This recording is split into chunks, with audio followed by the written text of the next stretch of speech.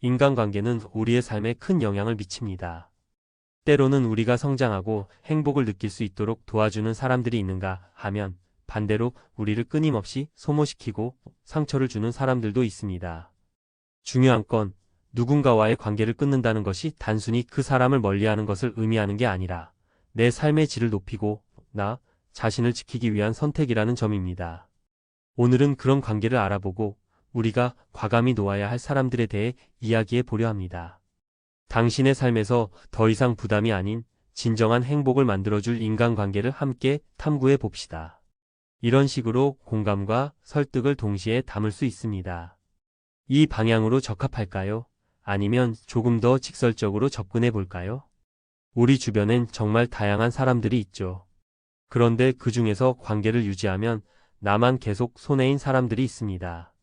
사실 이런 사람들과 인연을 끊지 않으면 결국 내가 힘들어질 뿐만 아니라 내 소중한 시간과 에너지를 낭비하게 돼요.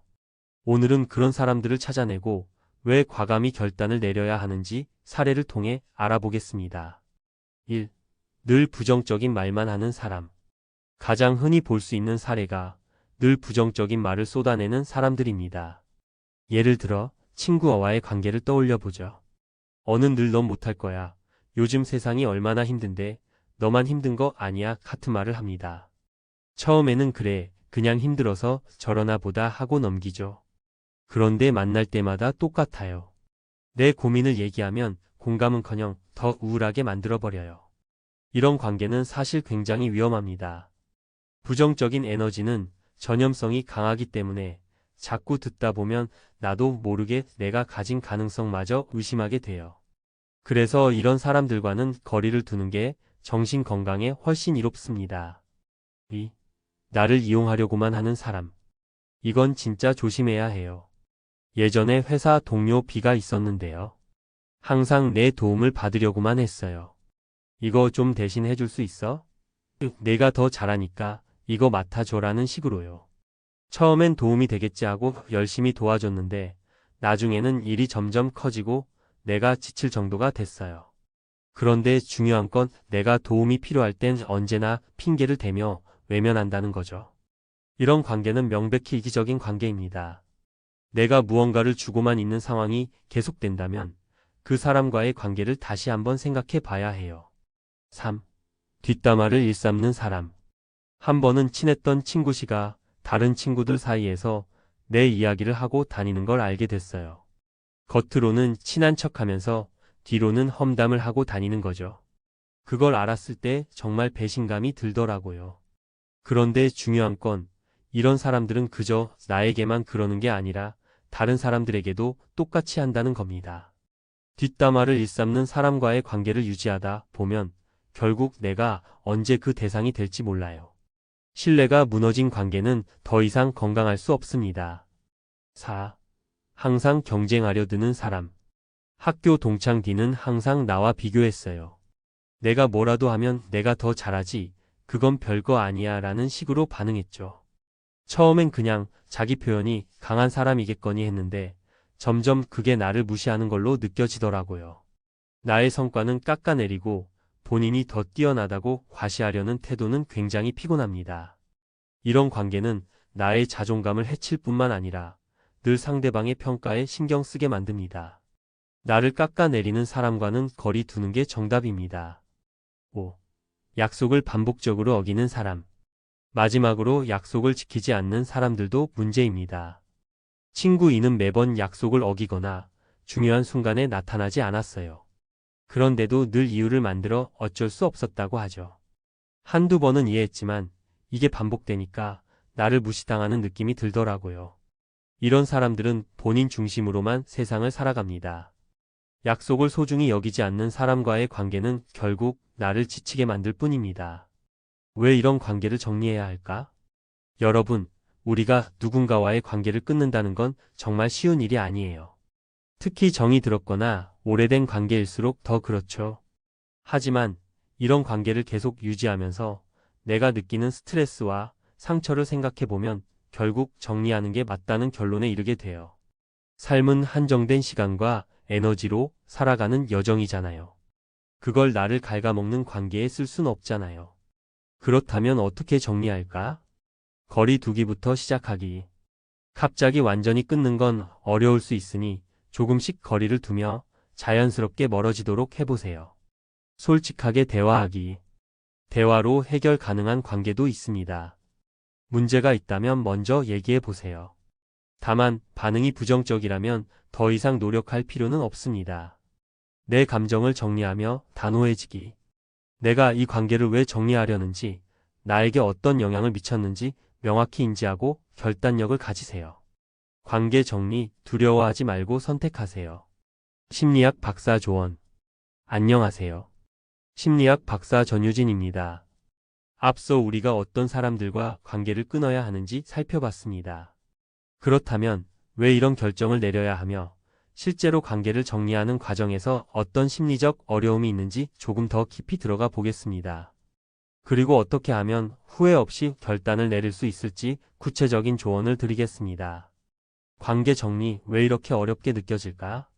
많은 사람들이 인간관계를 정리하려고 할 때 심리적 갈등을 겪습니다.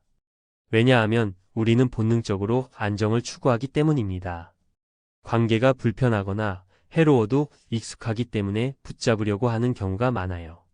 이걸 심리학에서는 인지적 부조화라고 부릅니다. 한편으로는 이 관계가 나쁘다는 걸 알면서도 다른 한편으로는 오래된 관계를 끊는 건 나쁜 행동이라고 스스로를 설득하죠. 또한 이런 생각도 들어요. 혹시 내가 너무 예민한 걸까? 끊고 나면 내가 후회하지 않을까? 상대방이 너무 상처받지 않을까? 이런 고민 때문에 많은 분들이 결단을 내리지 못하고 결국 자신을 갉아먹는 관계를 유지하게 됩니다. 하지만 이 과정에서 중요한 건 나의 감정과 삶의 우선순위입니다.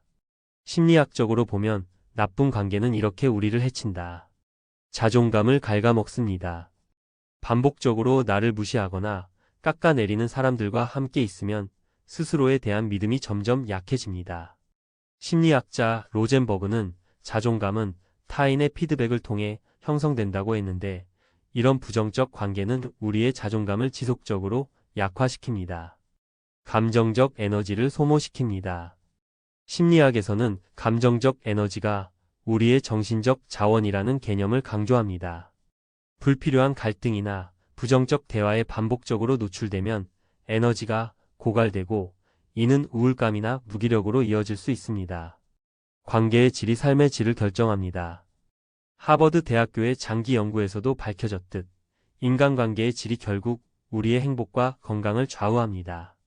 해로운 관계를 계속 끌고 간다는 건 내 삶의 전반적인 질을 낮추는 행위라고 볼 수 있습니다.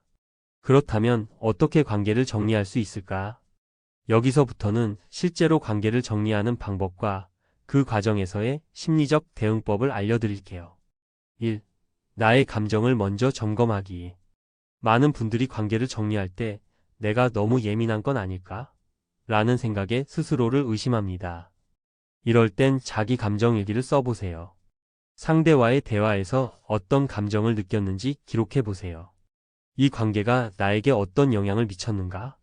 를 냉정하게 점검하는 게 중요합니다. 전문가의 팁. 35일 정도만 기록해도 명확한 패턴이 보입니다. 만날 때마다 부정적인 감정을 느낀다면 그 관계는 이미 경고 신호를 보내고 있는 겁니다. 2. 완벽한 타이밍을 기다리지 말기. 많은 분들이 관계 정리를 미루는 이유 중 하나가 더 좋은 타이밍을 기다리기 때문이에요. 하지만 심리학적으로 보면 우리는 완벽한 순간을 절대 찾을 수 없습니다. 오히려 시간을 끌수록 더 큰 부담을 느끼고 결국 더 나쁜 결과를 초래하게 됩니다. 전문가의 팁. 지금이 적절한 순간일까? 고민될 땐 이렇게 질문해 보세요. 이 관계를 유지하는 게 지금 나에게 득이 되는가? 이 사람을 계속 만나는 게 나의 행복에 기여하는가? 3.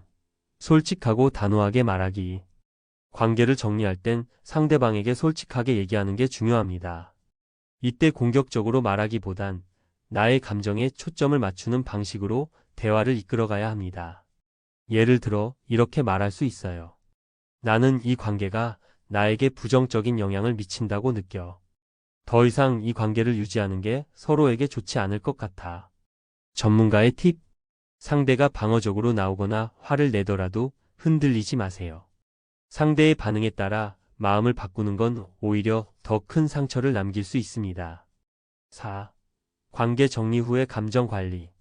관계를 정리한 후에는 다양한 감정이 몰려올 수 있습니다.